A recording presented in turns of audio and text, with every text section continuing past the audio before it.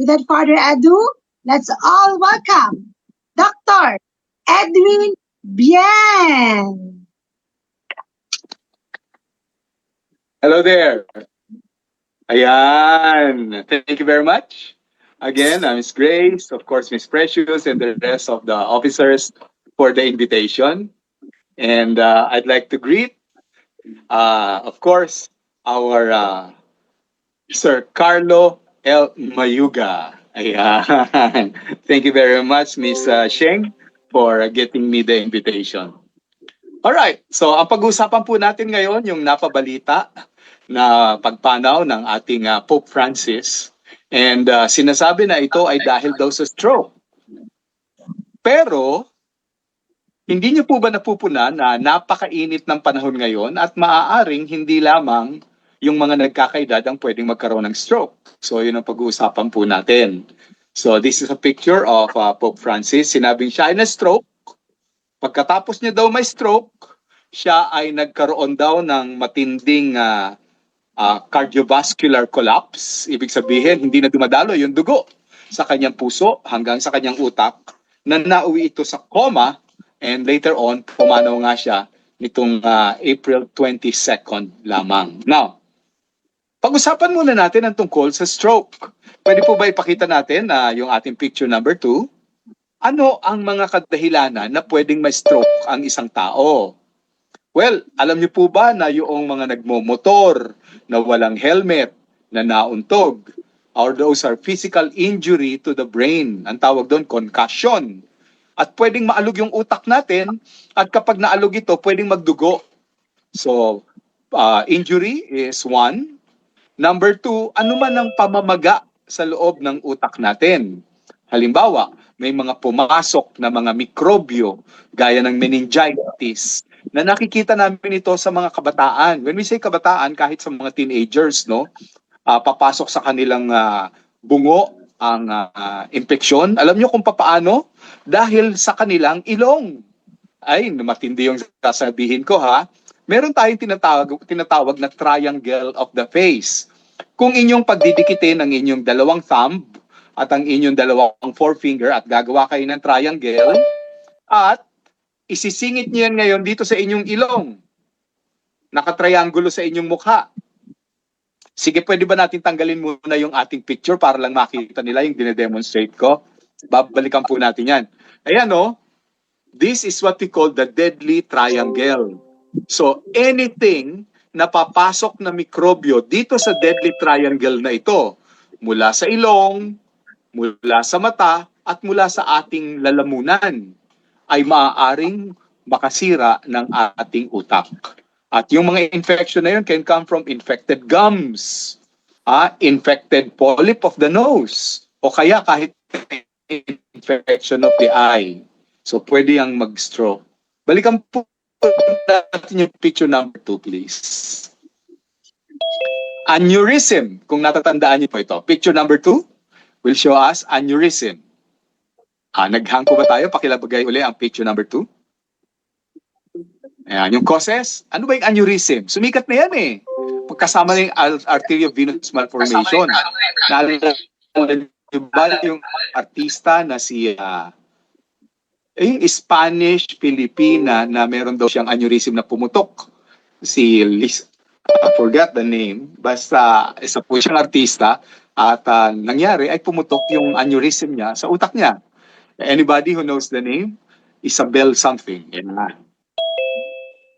Granada po, Doc. Okay. Granada. Ang blood pressure na hindi natin pinapansin, gaya ng 200/100, pwedeng pumutok ang ugat sa utak natin.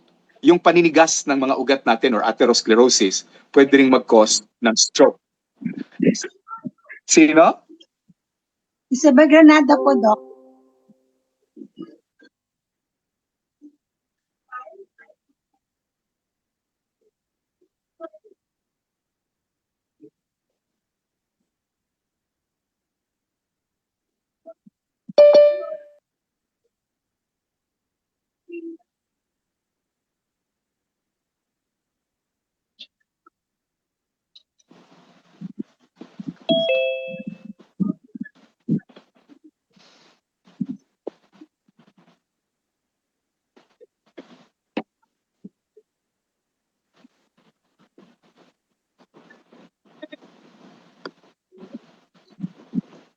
Partner? Parang, Ayan. Nandiyan na si Doc. Kumalik si Doc. Am I back? Am I back? Yes, Doc. Yes, Doc. Ayan. Okay. Thank you very much. So, kanina binabanggit ko yung mga kadahilanan ng stroke. Okay? Mula injury, AV malformation, pamamaga o infection galing sa ilong, yung aneurysm, kamukha na banggit ko nung isang babaeng artista na nagkaroon ng AV malformation at kinamatay niya. High blood pressure, na kamukha ng naging kaso ni FPJ, or atherosclerosis, paninigas ng ugat ng utak natin. Okay? Ano nangyayari? Tingnan natin yung picture number 3, please. Yan, sa picture number 3, makikita nyo, mayroon tayong ugat sa leeg. Am I still on? Ayan. O, nakikita nyo na po. O, yung ugat na yan, carotid artery yan, yung kulay pula sa leeg. Alam niyo yung carotid artery, pwedeng magkaroon niya ng deposito na kung tawagin ay cholesterol plaque. Nakikita niyo sa bandang kaliwa. Yung cholesterol plaque na yon, akala niyo ay sa puso lamang naiipon. Ang matindi, naiipon yan sa leeg. At pwedeng isang maliit na blood clot ang matanggal at pumasok sa loob ng utak. This will cause ischemia. Yung word na ischemia means hindi makadaloy ang dugo sa utak natin. And later on, kapag lagi nag-ischemia, kapag ang ugat ay kumakapal na, pwedeng magbara. Kung saan siya nagbara, it is the opposite side of the body ang pwedeng manghina. So, this is a blood clot stroke. Pero may isa pang klaseng stroke na mas delikado. Nasa next picture number 4. Yan. Pwede ba ipakita natin? Picture number 4.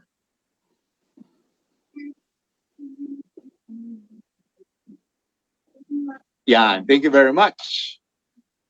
Yung kita nyo sa kaliwa, nagkaroon ng bara. Yung blood clot yon. Pero ang matindi, yung nasa kanan. Bleeding yon. Kaya mas matindi ang bleeding or internal hemorrhage dahil yung dugo ay pwedeng maging sinlaki ng bola sa loob ng utak. Pwede niyang madiinan yung medalla oblongata. Yung medalla, yung nakikita niyo na kulay berde dito sa may bandang batok. Yung tinatawag na pons at yung nasa ilalim niya, medalla. Eh bakit mahalaga na wag madiinan yon? Kasi yun ang nagko-control ng ating paghinga. So kung nadiinan ito ng pagdurugo, hihinto ang ating paghinga. Kaya nakamamatay ang stroke. Mas maganda pa yung may nag-blood clot, paralisado lang. Yung internal hemorrhage, nakamamatay siya. Ngayon, kapag nagkaroon ng stroke, mayroong stages yan. Ito yung stages na sa picture number 5. Pakita lang po natin ang picture number 5.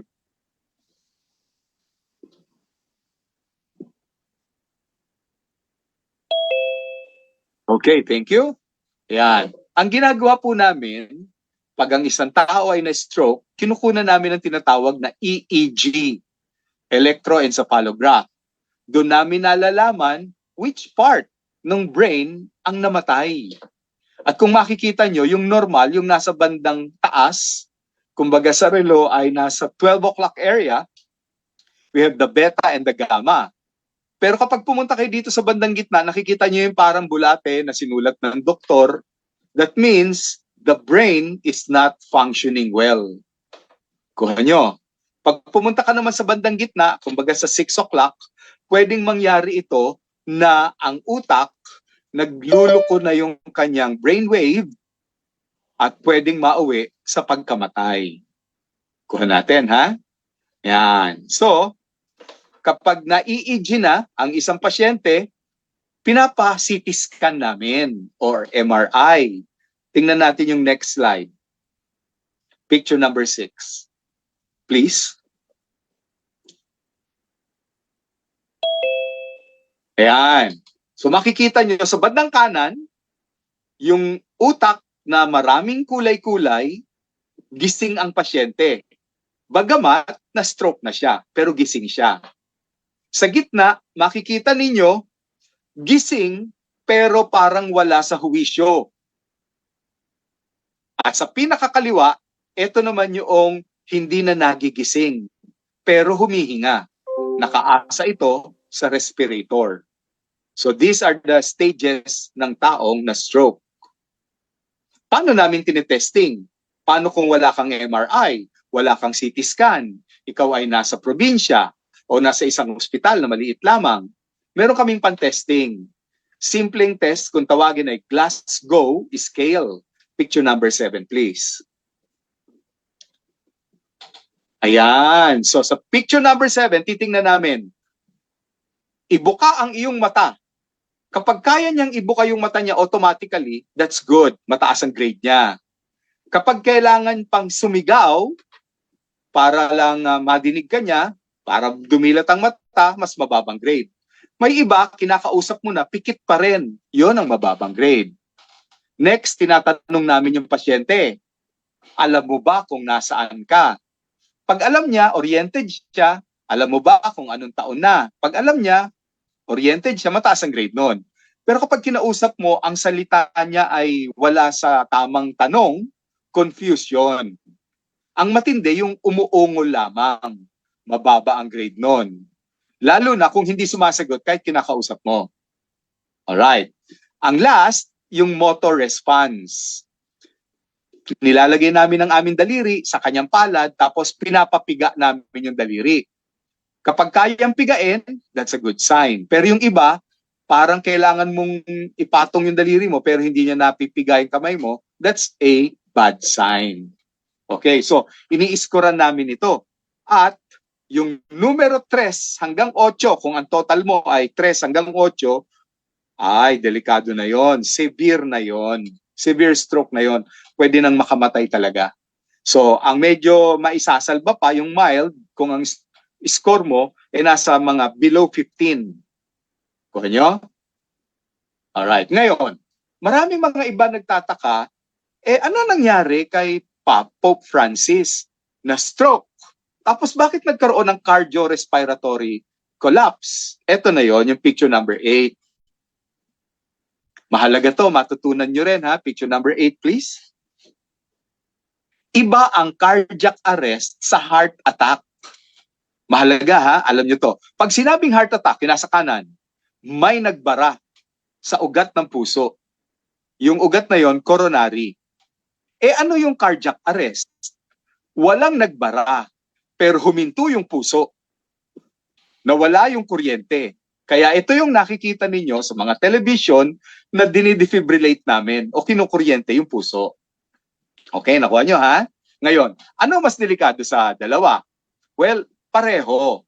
Pero yung cardiac arrest, yun ang pwedeng makamatay na kaagad. Kasi nga, hindi na bumobomba yung puso kasi wala na yung kanyang nerve flow. Whereas sa heart attack, pwede pa itong mainiksyonan ng pampatunaw ng bara. Okay, mahahalaga itong mga binabanggit ko dahil later on, ikikwento natin kung ano yung mga magagandang iinumin din nila bilang suplemento. Tingnan natin ang picture number 9. Ano ang kadalasang dahilan ng pagbabara sa ugat? Pagkain. Okay, tandaan niyo po yan, pagkain. Mas marami ang naha-heart attack ngayon kaysa noon. Dahil ang mga pagkain natin ngayon, mas hindi healthy kumpara noon. Ano ang mga pagkain na yan? Balat ng manok, taba ng baboy, pinirito lagi, at saka yung mga comfort foods, gaya ng mga hotdog, hamburger, yan, ang mga pinababayaan natin sa mga bata. Hindi natin alam na pinipredispose natin sila to a future heart attack. So ayaw po natin yon. Sa picture number 10, tingnan natin, ano naman ang dahilan para mag-cardiac arrest ang isang tao? Yung huminto ba bigla? Electrical issue yun eh. Alam nyo bang totoo na may tinatawag na broken heart syndrome? Broken heart syndrome, ito yung mga taong nasusobrahan ng depressed. Sobrang nalulungkot. So much so na yung puso nila nakisama at hindi na tumibok. Kuha nyo ha? Yan. So cardiac arrest ay kinukuryente. Ngayon, ano ang gagawin natin? May nakita tayong nahimatay. Hindi natin alam, cardiac arrest ba to? O ito ba ay heart attack? Picture number 11, please. Pag cardiac arrest, hinimatay na lang siyang bigla.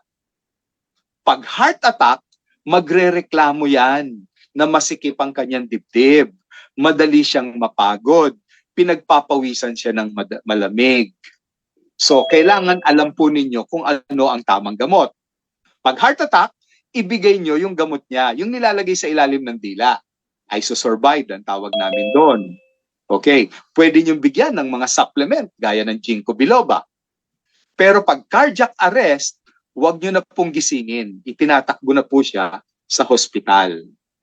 Nasa picture number 12 po yon.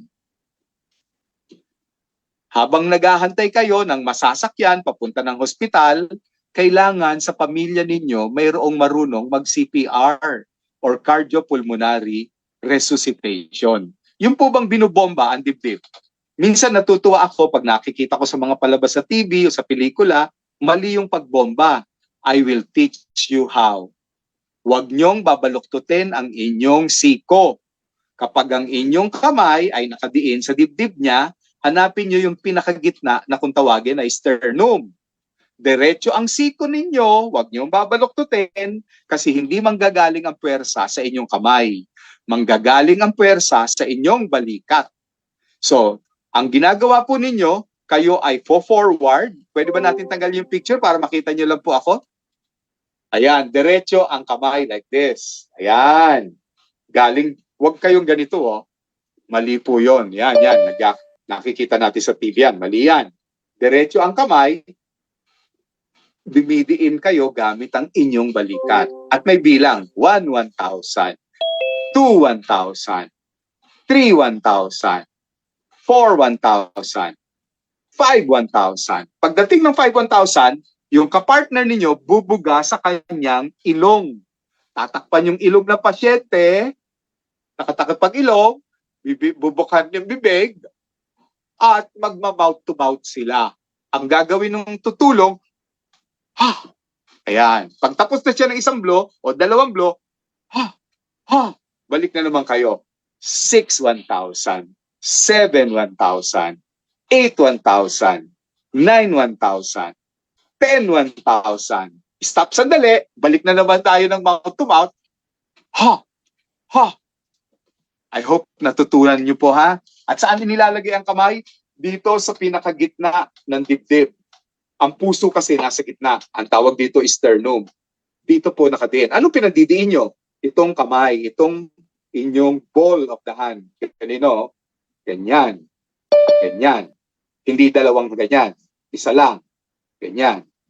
Ganyan. At hindi binabaluktot ang tuhol ang siko ng ganito. Diretsong-diretso, matigas. Ganyan. Okay? So I hope kahit pa paano may nakuha kayo. Pwede pa bang ibalik na natin sa picture number 12? Sa picture number 12, syempre, dadalhin po natin sa pinakamalapit na hospital. Ngayon, eto na. Marami akong nakikita na ganito yung nangyayari. Sa sobrang init ng panahon, pakitingnan ang picture number 13. Si Lolo, nahilo. Pag pinulsuhan nyo, ang hina ng pulso. Pinagpapawisan, kailangan pagpaypayan. Kailangan, wag po natin pagkukumpulan. Luwagan ng damit. Humanap ng tubig kung mapapainom. O kaya humanap ng bimpo na basa at ipuna sa mukha niya at sa leeg niya at ilagay siya sa lilim. Dahil napakarami po nagkakaroon ng heat stroke ngayon sa napakainit na panahon. May mga nagsasabing umaabot ng 45 to 50 degrees centigrade in some parts of our country. Gaya ng Ilocos, ng Cagayan Valley, nagsi-50 po doon. Tingnan natin ang picture number 14, please. Ayan, tingnan ninyo. Yan yung temperatura. 40 plus degrees ang ating nakikita. So, wag na po nating pilitin na suungin kung walang payong tayo ang init ng tanghali. Kahit bata ka pa, sabihin mo, kaya ko yan. Dahil anybody can suffer a heat stroke. Tingnan natin ang picture number 15. Walang pinagkaiba ang heat stroke sa totoong na stroke. Pero bago tayo ma-heat stroke, kung tayo naman ay nasa loob ng bahay o building, nagsisimula yan heat rash. Magkakaroon po kayo ng parang mga kati-kati sa buong katawan. Pagkatapos ng heat rash, magkakaroon kayo ng pulikat. Yung pulikat pwedeng sa binti, pwedeng sa tiyan, pwedeng sa likod.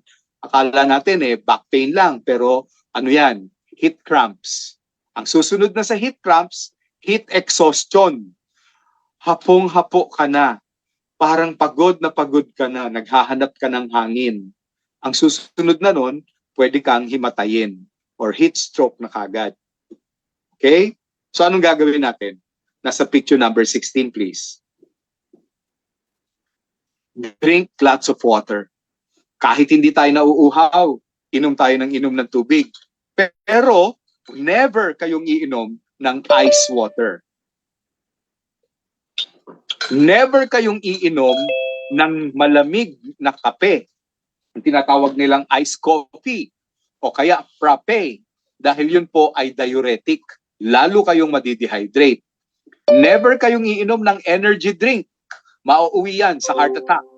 Never kayong iinom ng soft drink dahil yung asukal nun will remove more water in your body. Okay? So napakahalaga yon. And never kang kakain ng mabigat kapag meron kang sintomas ng heat stroke. Dahil yung mabigat will pull all your blood from your brain going to your stomach para i-digest yung kinain mong mabigat. So dapat gulay-gulay at prutas lang sa taong na heat stroke. Wag na wag magkakarne. Okay? So, paiinumin natin ng drink. And one of the best drink na paborito ko po, nasa picture number 17. Isa na kutsara sa isang basong tubig ng chlorophyll. That will stimulate the blood to flow all over the body. Paborito ko po itong chlorophyll natin because it does a lot of things. Una, yung chlorophyll contains magnesium. Magnesium is very good for the heart. Pangalawa, ang structure ng magnesium o ng chlorophyll cell is almost the same structure as our red blood cell. Okay? So, hindi man kayo may heart attack, magandang nagbabaon po tayo nito.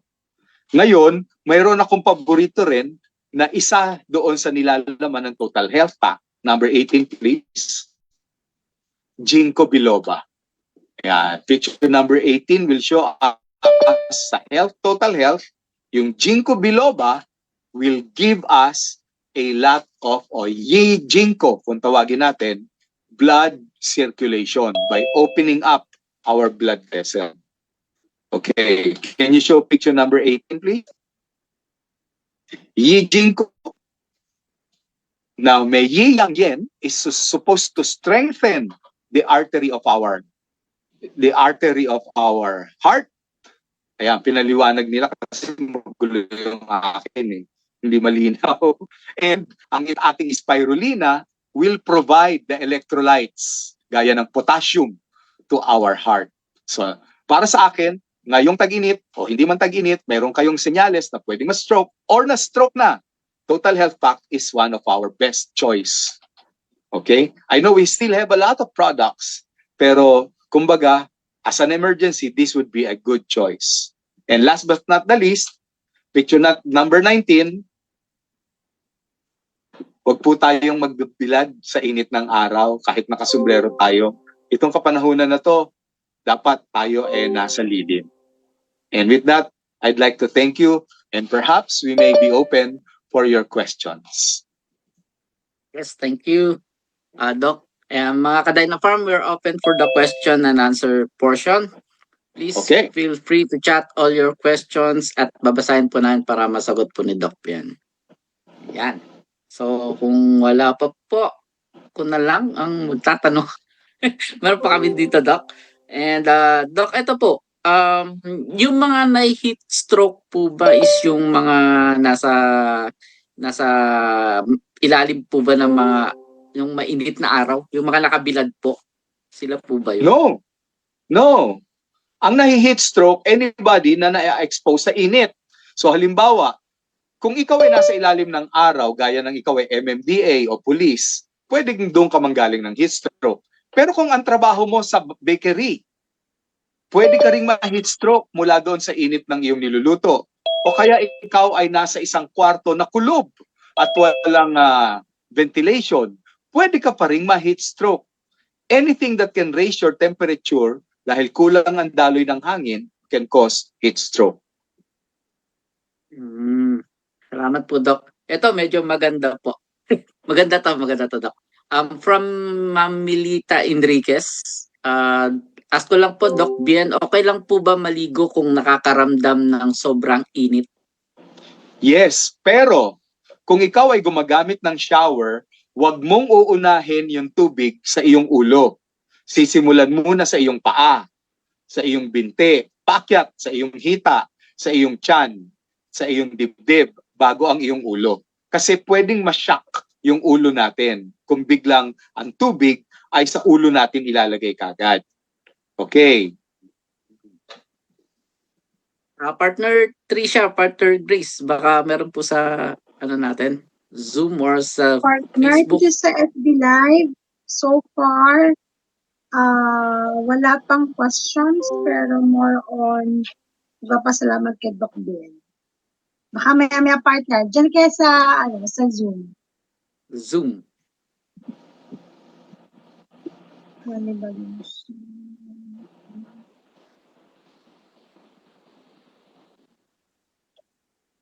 Partner, wala ka na pong dyan. So, for ito, partner, wala pa. More on papasalamat pa kay Doc. Yes, ito po, Doc. Ano po ba yung difference ng regular stroke sa heat stroke? Kanina meron akong slide. Dalawang klase ang stroke o brain attack. Una, nagbara. So, ang tawag natin doon, blood clot. Yung pangalawa, internal hemorrhage. Walang nagbara pero pumutok yung ugat. Halimbawa, yung aneurysm, pumutok. Internal hemorrhage yun. Ano naman yung heat stroke? Nagsara. Iba yung nagbara, iba yung nagsara. Nagsara yung ugat ng tao sa utak niya dahil sa sobrang init. So, yung isa, nagbara, may pumutok, o nagsara. Okay. Doc, ito po. Doc, mababa po ba ang cases ng heat stroke sa mga malalamig na lugar? Well, oo, kasi hindi naman sila nagkakaroon ng heat, no? Pero mataas naman ang stroke sa kanila dahil sa sobrang lamig, yung kanilang utak, namumuo yung mantika sa ugat nila. So halimbawa, ikaw ay nasa malamig na lugar, ikaw ngayon ay humihigop ng bulalo, pwedeng yung mantika nun, mamuo. At yung namumuo na yon ay magbabara din sa ugat nila. Sa matitinig mo sa Amerika, maraming nag-stroke kahit na malamig yung lugar nila. Dahil nga, sabi ko kanina, sa pagkain. Burger lagi ang kanyang kinakain, di nagiging bara yung burger na yon sa ugat niya. Yun yung bara na stroke po. Oo, bara na stroke yon. Ischemia kung tawagin. Opo. Ito po, from Ruby Chris Barsonia. Hello po, Doc. Bakit po pag nagka-stroke ay nagsi-seizure po? Kanina meron din akong slide na pinakitang ganon. Naalala niyo yung beta at saka gamma wave kapag nag-EEG kami. Kapag na-stroke, di syempre walang daloy ng dugo doon sa particular part ng brain. Yung brain na yon magluluko. Kumbaga sa kuryente, parang mag-spark. Yung spark na yon, yun ang seizure. Ngayon ang problema, magpepeklat ngayon. Kasi yung utak, namatay yung part na yon dahil hindi naman buong utak. Yung certain part lang ng utak namatay kasi walang daloy ng dugo. Peklat na ang tawag doon. Sa tuwing mag-i-spark yung peklat na yon, nagsi-seizure yung pasyente. Partner Trisha, baka may question po from Zoom.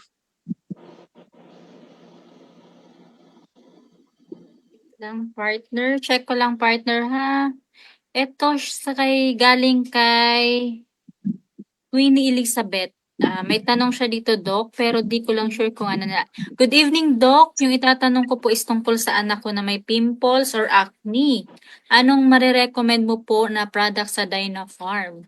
Umiinom na Yiyang po yan. siya ng Maharani. Yiyang yan. Yiyang yan. Opo. Kasi napakaganda sa ating balat, sa ating kutis, ang yiyang yan. Ayan, thank you, Doc.